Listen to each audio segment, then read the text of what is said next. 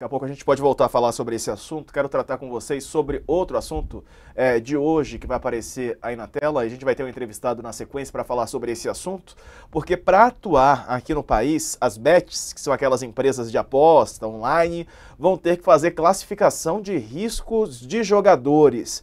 Além disso, elas também vão ter que apontar para o COAF possíveis suspeitas de lavagem de dinheiro, de algo irregular, né, de crimes que podem ser cometidos por meio dessas bets. E as operações devem ser relatadas justamente para o COAF. As bets vão ter que qualificar o apostador. Isso significa avaliar se a capacidade econômica dele equivale às apostas que ele faz.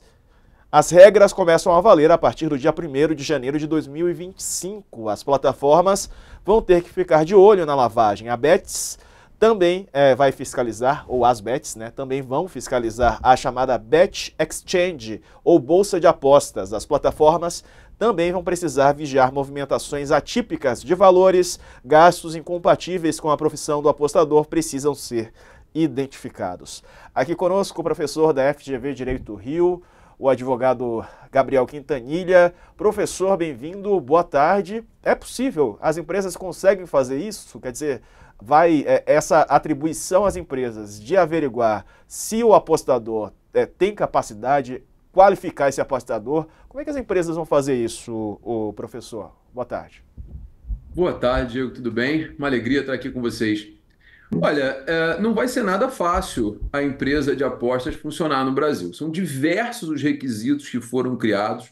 A gente vai ter, essas empresas, além da necessidade de qualificar os riscos, elas vão ter diversas regras de compliance, elas vão ter que prever, inclusive, o tratamento do vício de jogo. Ou seja, não é uma vida fácil para as empresas regularizadas para funcionarem no Brasil. Certamente, no caso especificamente da lavagem de dinheiro, as empresas vão ter que criar cadastros e esses cadastros de renda vão ter que ficar guardados nessas empresas. Ou seja, o apostador vai ter que justificar sua renda, vai ter que justificar sua condição de apostador e quanto ele pode apostar, e aquilo que ultrapassar a renda certamente vai ter que ser informado ao COAF pelas empresas de aposta.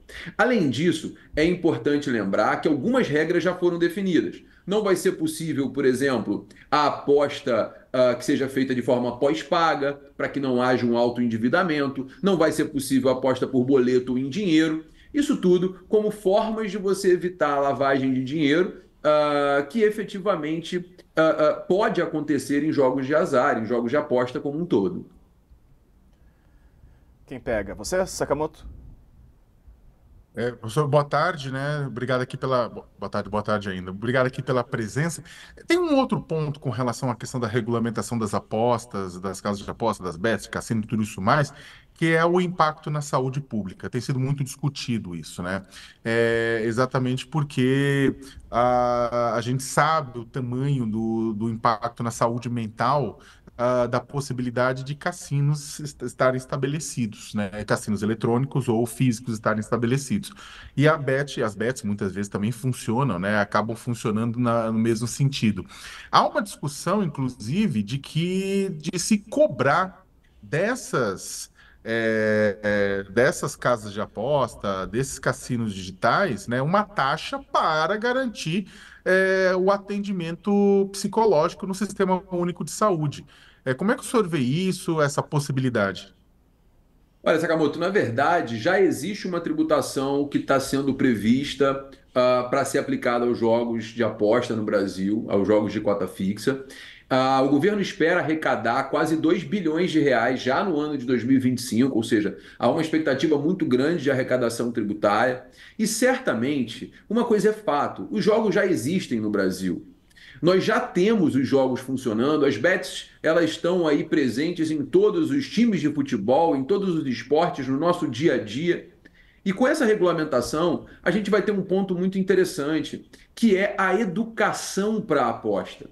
Essas empresas elas passam a ser obrigadas a ter programas educativos e informativos sobre os riscos do vício no jogo, do vício nas apostas.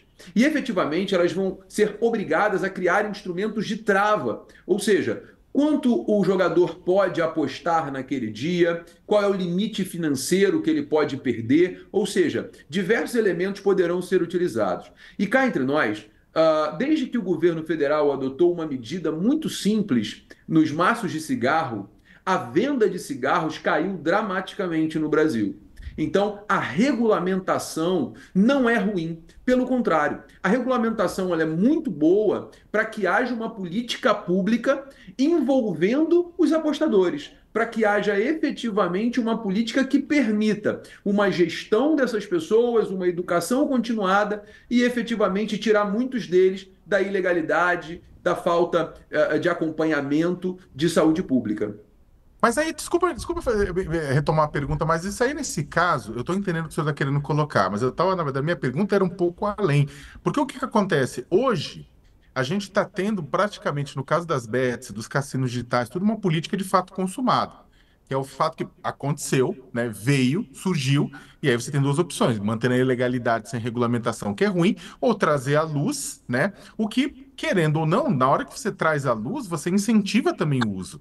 Né? Mas, é claro, é melhor do que deixar no escuro de uma forma ilegal, sendo que as pessoas vão continuar usando porque apareceu, surgiu, ganhou força. Agora, na hora que você traz à luz, de certa forma, você também há um incentivo ao uso, né? E aí a minha pergunta, na verdade, a minha preocupação era que é o seguinte, tipo, da mesma forma que as campanhas de educativo para cigarro ajudaram a reduzir, a melhorar o uso consciente, ainda assim você tem muita gente que vai morrer no SUS de enfisema ou de câncer no pulmão. A questão é se a gente não está cobrando pouco das empresas, dado o tamanho da encrenca que vem aí. Olha, na verdade, eu não acho que seja uma cobrança pequena, não. Pelo contrário, para você ter noção, só a outorga para que essas empresas possam funcionar é de 30 milhões de reais. Ou seja, o valor não é baixo. E é importante que fique claro que só é possível ingressar nesse setor as empresas que tenham esse dinheiro de forma lícita, com origem efetivamente comprovada. Portanto, cá entre nós, é um setor onde não haverá monopólio, não haverá oligopólio, todas as empresas que tenham condições poderão participar, o governo vai arrecadar bastante dinheiro com isso, e para você ter noção, só a Caixa Econômica Federal estima que vai arrecadar no segundo ano, em 2026, algo em torno de 16 bilhões de reais com as apostas. Ou seja, nós estamos falando aqui de um mercado que vai gerar, sem sombra de dúvidas, uma grande arrecadação tributária, e é um mercado que efetivamente vai tributar não só o apostador, mas também os sites de apostas. Então, tanto o apostador quanto o site vão pagar tributos. Portanto, não acho que seja uma tributação muito baixa, não, Sakamoto, sinceramente. Eu acho que o que importa é que a política funcione. Se a política de gestão não funcionar, aí realmente não tem dinheiro que seja suficiente, né? Doutor Raquel aqui. Eu tenho muitas dúvidas sobre a capacidade de fiscalização do governo sobre isso. Tudo bem, você cria lá uma regra que diz que as bets têm que classificar os apostadores, têm que denunciar a lavagem de dinheiro. Qual é a capacidade do governo de fiscalizar isso? O governo já tem uma capacidade limitada de investigar a lavagem de dinheiro. Se a empresa estiver envolvida na lavagem de dinheiro, o incentivo dela de denunciar essa lavagem de dinheiro é muito baixo. E aí a capacidade de fiscalização também diminui. Excelente pergunta, Raquel. Na verdade, essa entrega da fiscalização para o COAF foi muito inteligente. Porque nós temos no Brasil a Receita Federal mais eficiente do mundo. Nenhum órgão de fiscalização é tão eficiente quanto a Receita Federal. A Receita Federal sabe cada real que você movimentou na sua conta no ano passado. Só não tem braço para poder identificar aquilo que não foi declarado. Mas se porventura acender uma luz vermelha, eles vão saber até aquilo que você pagou em dinheiro desde que o seu CPF esteja vinculado. No caso dos jogos de aposta, nós vamos ter uma situação muito interessante, que é a obrigatoriedade da utilização de meios eletrônicos para as apostas. Ou seja, necessariamente todas as apostas vão ter que ser feitas por um instrumento, por um meio de pagamento, onde o governo federal vai poder fiscalizar por meio do COAF. E esse é o ponto principal. No momento em que essa movimentação financeira ela acontece, os sistemas da Receita eles automaticamente conseguem verificar a capacidade de aposta do jogador e a própria movimentação da empresa, que hoje não existe isso, porque as empresas estão sediadas no exterior. Então, quando esse sistema estiver interligado com o sistema do COAF e os sistemas da Receita Federal, a fiscalização vai ser praticamente automática.